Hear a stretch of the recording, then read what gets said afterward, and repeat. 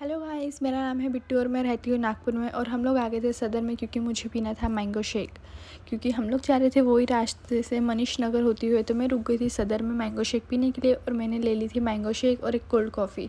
Then उसके बाद पता नहीं मैं क्या ही फालतू के वीडियोस बनाने लगी थी, मुझे कुछ समझ में नहीं आ रहा। देन हम लोग आ गए थे फिर चाचा चाची के यहाँ पे, जहाँ पे उनके प्यारे से बेटी टॉयज़ को लेके आ रही थी और चाची कुछ सामान लेके आ रही थी।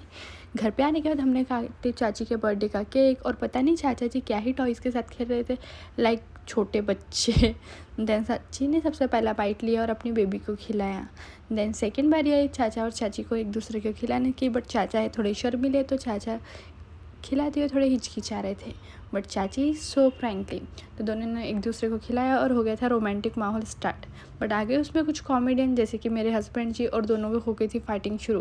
बिकॉज ये चाची और भतीजे दोनों की होती रहती है हमेशा फाइटिंग, बिकॉज उनकी बाउंडिंग बहुत अच्छी है।